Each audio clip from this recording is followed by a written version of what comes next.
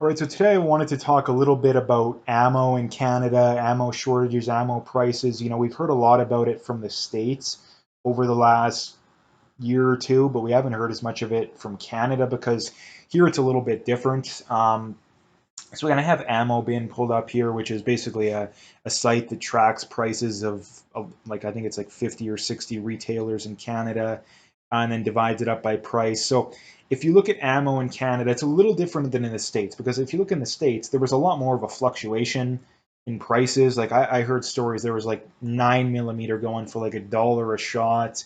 Same goes for 5.56, 223.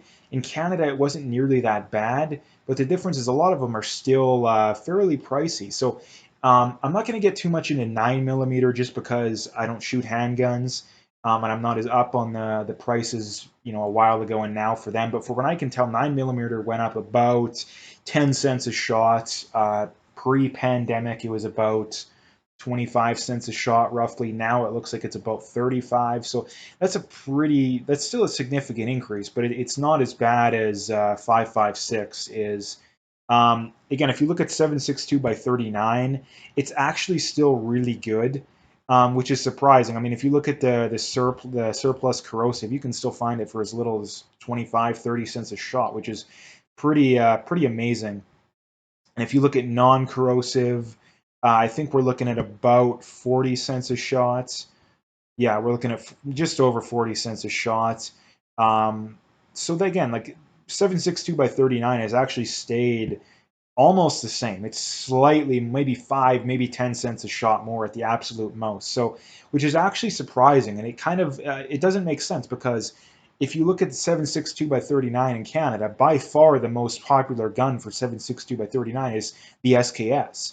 But the SKS was not banned, at least as of the time of me making this video. Let's hope it isn't at any point. But it's weird that the demand for 7.62 by 39 ammo, if anything, has gone up over the last year or two. But if you look at 5.56, if anything, it's probably gone down because of the ban. I mean, if you look at the AR-15, which is probably still the most common, well, at least before they were banned, 5.56 223 in Canada, they're all banned now, right? So pretty well nobody is shooting them, right? In fact, basically no one, right? Only people who are breaking the law, right? So it's surprising that the prices have still stayed so high, but yet the demand has definitely gone down, right? Because the majority of semi-automatic 5.56 rifles have been banned over the last what has it been, about a year and a half now, right? Um, but if you look at ammo, I mean, prior to the pandemic, you could find it for 40, 45 cents a shot. Now you're looking at probably 50. You can find the steel case Barnul for about 45 if you're lucky, probably more in that 50 range. But if you're looking for brass case ammo, you're looking at probably a lot of this stuff. It shows up as cheaper, but this stuff, vast majority of this stuff isn't in stock. You're going to pay 60, 70 cents a shot for brass case ammo. That's like a 50% increase. So again, this is the one that's the most affected by the states, I think, because there's really no Canadian manufacturing that I'm aware of, short of people reloading for themselves. Um, this is the most concerning one for sure. Shotgun, I don't think has been affected too much. If you look at 6.5 Creedmoor, 308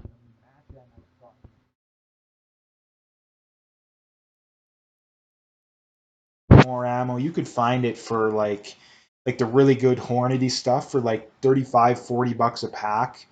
Now that stuff is like $50 a pack. So that stuff's gotten whatever that'd be 20, 25% more expensive as well. So um, the hardest hit ones in Canada um, is 5.56, right? Clearly it's 5.56, but again, that's really surprising. So I think that that's mainly just American. That's just coming out of the states, and I imagine there is probably some people that are holding out hope that the gun ban is going to be reversed. Obviously, anyone, I think that every gun owner is. I don't see why you wouldn't be, but in reality, that probably isn't going to happen, unfortunately. But again, if you look at 6.5 Creedmoor, prices have gotten fairly expensive as well. And this is something that's probably not going to change. If you look at 22, that's also been hit somewhat hard as well. I mean, when I first got into shooting, you could find a box of 522 shells for bullets for 20, 25 bucks. Now you're looking at probably 40 to 50. So the price of 22 ammo has literally doubled in the last, would that be, 8 years roughly. And if you look at, I don't think the the quote unquote pandemic had too much of an effect on 22 ammo. It was getting up there even before. It's gone up a little bit, but nothing too significant. And the one thing I've noticed about 22 is that I've never seen a shortage of 22. Like literally never. Like if I've every gun store I go to, they have 22 ammo. Now it may not be significant, but they have 22 ammo. If I like basically every time, like the last handful of times I've been to a Cabela's or a Bass Pro, very little 6.5 ammo, very little 308 ammo. They'll almost always have some cheap hunting ammo or something like that, but finding match ammo is very hard. And if it is, it's really expensive, right? Um, so this is something that's really concerning, I think, in that I don't see the prices going down anything significant anytime soon. I mean, from what I'm hearing out of the States, a lot of these manufacturing plants are already back up to full production, if not very close to it. So it's unlikely that the prices are going to come down anything significant. I mean, if we could get 5.56 back down to 50 cents a shot for brass case, I would be happy with that. If we could get, match 6.5 and 308 ammo back down to even $2 a shot, I would be okay with that. But I just don't see that happening, right?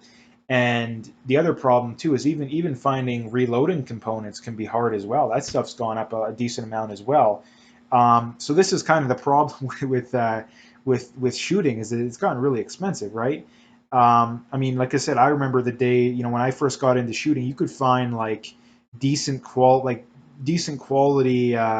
308 match ammo for like $30 a pack, at most $35 a pack. This was before 6.5 was really popular, right? Now that stuff's like minimum 45, $50 a pack. So match ammo has gotten is literally doubled in the last 7 or 8 years as well. So um, it's not something I see changing all that much, simply because I think that as a from a political point of view, things are only going to become more. Things are only There's only going to be more tension, right? And as a society as well, right? I think that this quote unquote pandemic stuff is not really going to go away, and I think people are only going to see more and more of a need to get into guns and stuff like that. Not to mention too, there's so many different reasons to get into. Like if you look at the states too, like a lot of people got into guns over the last year or so. I mean, there was two main reasons. Number one, there's the prepping aspect of it, because people were shocked by the pandemic, and number two, there was the rioting and all the unrest. If you look at the people who got into it because of the rioting, well, they probably buy a handgun, they buy something for defense, right? But the problem, well, I mean, it may not be a problem depending on how you look at it.